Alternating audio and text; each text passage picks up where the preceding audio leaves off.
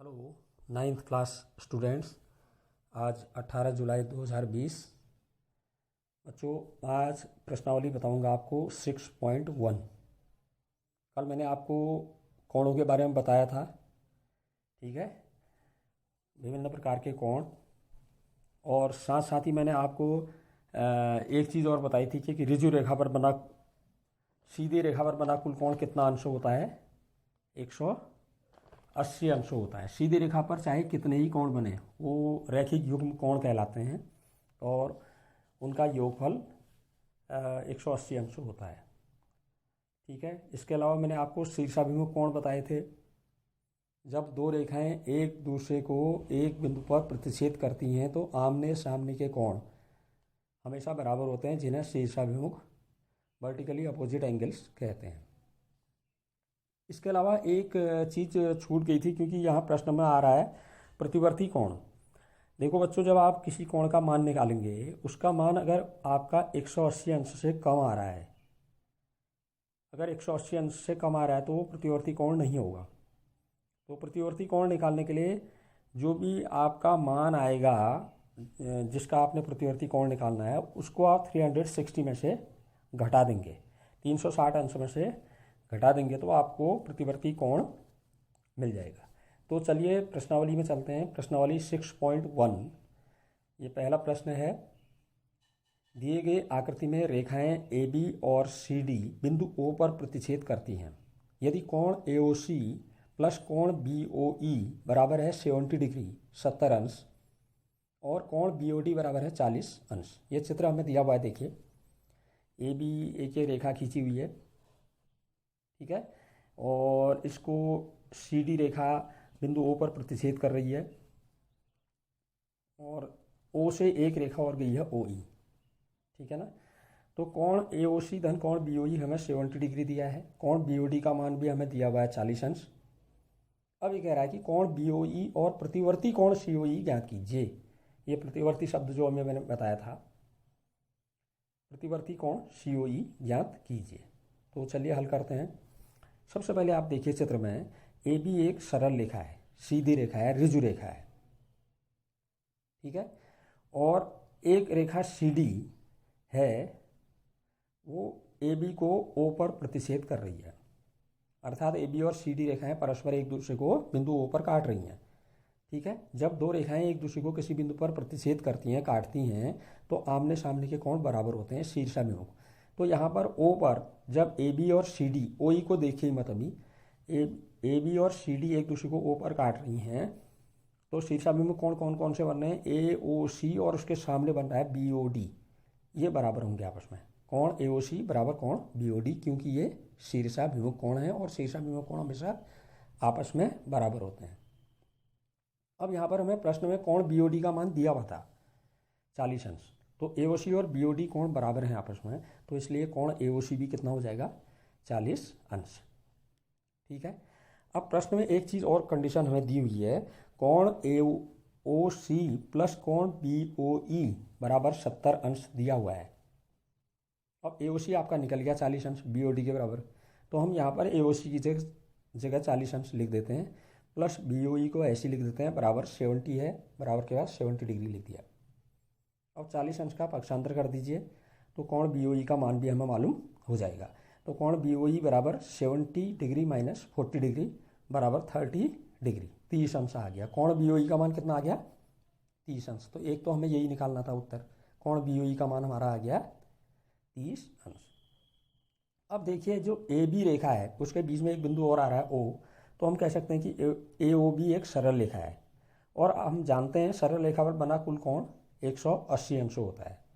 AOB पर देखिए आप, तीन कोण बन रहे हैं ऊपर, एक बन रहा है AOC और एक बन रहा है आपका COE बीच में, और एक दाएं हाथ की ओर बन रहा है कोण BOE।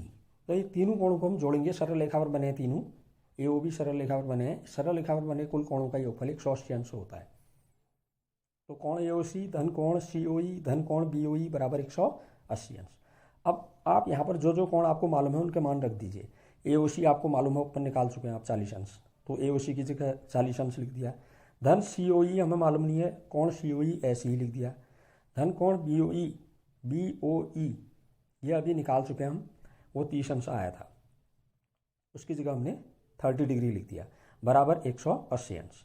अब ये 40 और 30 आपके जुड़ जाएंगे, तो बाईं तरफ आपका बचा कोण COE धन 70 अंश, 40 और 30 बराबर 180 डिग्री। अब 70 डिग्री को आप पक्षांतर कर दीजिए, इसका ट्रांसपोज कर दीजिए, दाईं तरफ ले आइए, माइनस का हो जाएगा। तो कोण COE बराबर आ गया 180 माइनस 70 डिग्री बराबर आ गया 110 डिग्री। तो कोण COE का मान भी निकालना था हमें, प्रतिवर्ती कोण COE का मान निकालना था। अगर एक केवल COE का मान निकालिए कहता तो ये आंसर हमारा 110 अंश आ जाता। अभी मैंने आपको बताया प्रतिवर्ती कोण निकालने के लिए हमें देखना पड़ता है कि जैसे आपका यहाँ पर COE कितना है 180 माइनस 70 110, ये 180 अंश से कम है तो ये प्रतिवर्ती कोण नहीं है। अभी मैंने बताया आपको प्रतिवर्ती कोण निकालने के लिए जिसका भी हमें प्रतिवर्ती निकालना है, अगर वो 180 अंश से कम आ रहा है तो हम 360 में से इस जो कोण आया है हमारा उसको घटा देंगे, तब हमारा प्रतिवर्ती कोण हमें ज्ञात हो जाएगा। ठीक है, तो यहाँ पर भी कोण COE हमने जो निकाला है वो 110 अंश है, अर्थात 180 अंश से कम है, तो इसलिए प्रतिवर्ती कोण COE बराबर हो जाएगा 360 माइनस 110 जो आपका आया है। अब 360 में से 110 आपने घटा दिया तो 250 अंश ये हमारा प्रतिवर्ती कोण COE आ गया। तो हमारे दो उत्तर निकल गए, पहले BOE हम निकाल चुके हैं, BOE बराबर 30 अंश, और प्रतिवर्ती कोण COE बराबर अभी आपका आ गया 250 अंश। अब बच्चों दूसरा प्रश्न देखिए, दूसरे में भी हमें चित्र दिया हुआ, आकृति दी हुई है। ये कह रहा है कि दी गई आकृति में रेखाएं XY और MN बिंदु O पर प्रतिच्छेद करती हैं।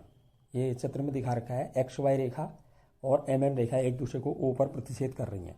यदि कोण POY, O से एक रेखा और गई है ऊपर को OP, कोण POY हमें दिया हुआ है 90 डिग्री 90 अंश, और साथ ही हमें एक चीज़ और दे रखी है A अनुपात B, A और B का अनुपात ये कोण है, ये बराबर दे रखा है 2:3। तो C का मान ज्ञात कीजिए। अब चित्र में आप देखिए यहाँ पर A कोण कौन सा है, कोण POM A से दर्शा रखा है, कोण XOM B से दर्शा रखा है, कोण XON C से दर्शा रखा है, और यहाँ पर ये जो इनका प्रतिच्छेद बिंदु O लिखा है मैंने Y के बाईं तरफ, ठीक है, 90 अंश के नीचे, ये यहाँ पर कट कर रही हैं XY और MN। तो चलिए सवाल हल करते हैं। XY कैसी रेखा है, एक सरल रेखा है, सीधी रेखा है, ठीक है, और हमें कोण POY कितना दिया हुआ है प्रश्न में, 90 अंश।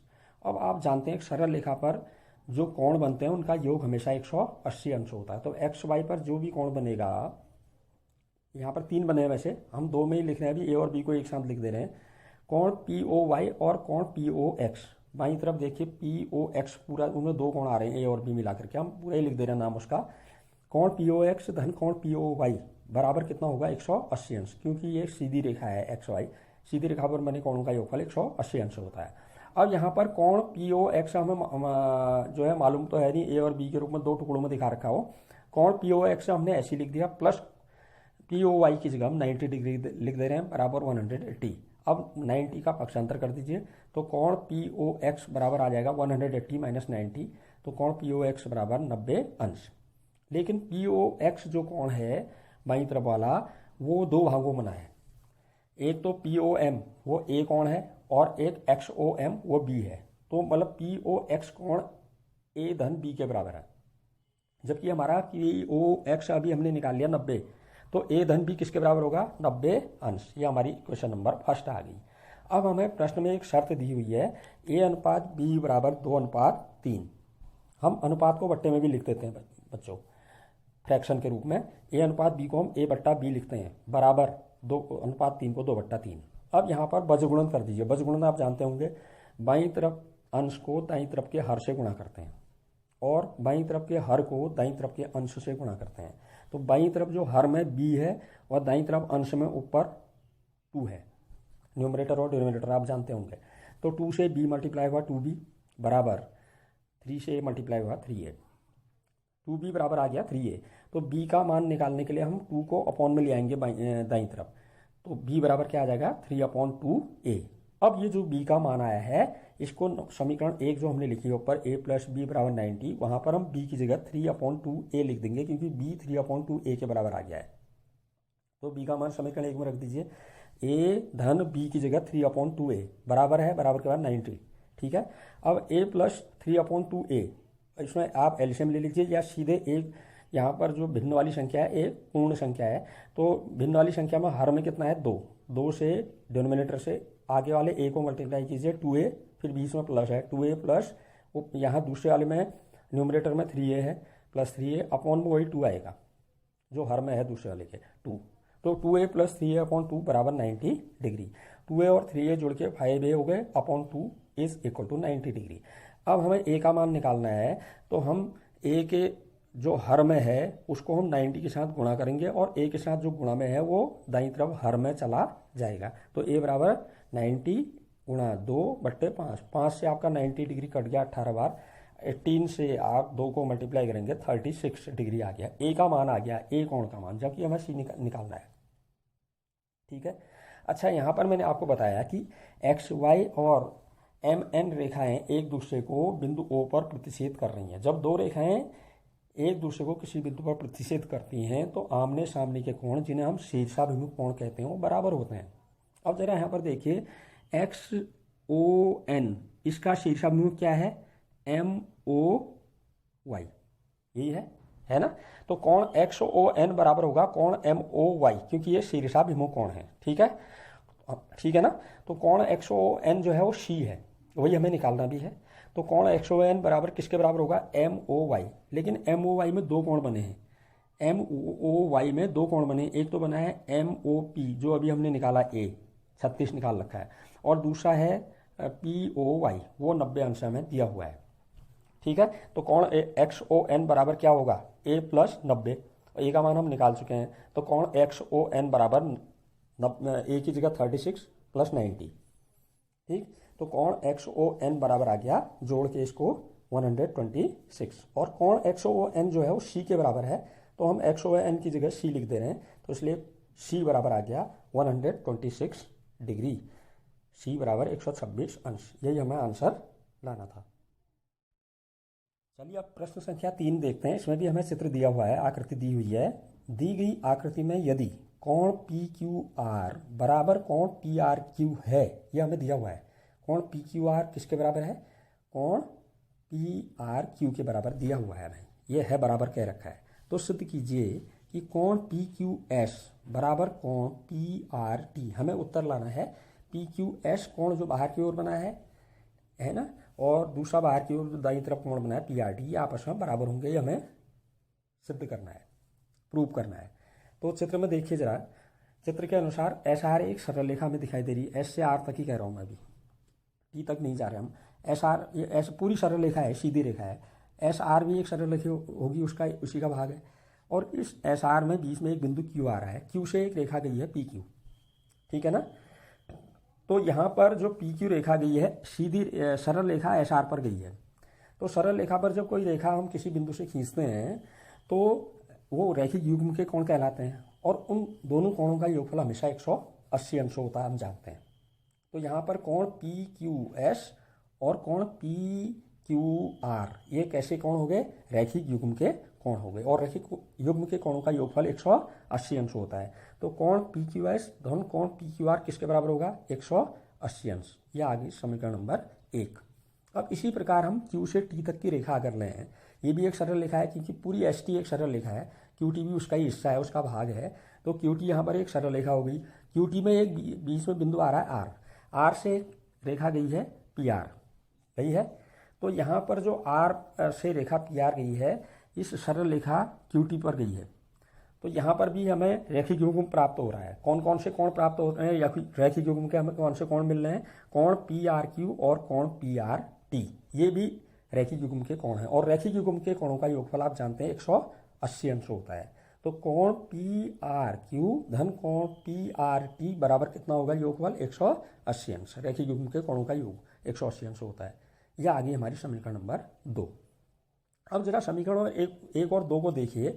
समीकरण 1 में बराबर के बाद दाईं ओर 180 अंश आ रहा है, समीकरण 2 में भी दाईं ओर बराबर के बाद 180 अंश आ रहा है।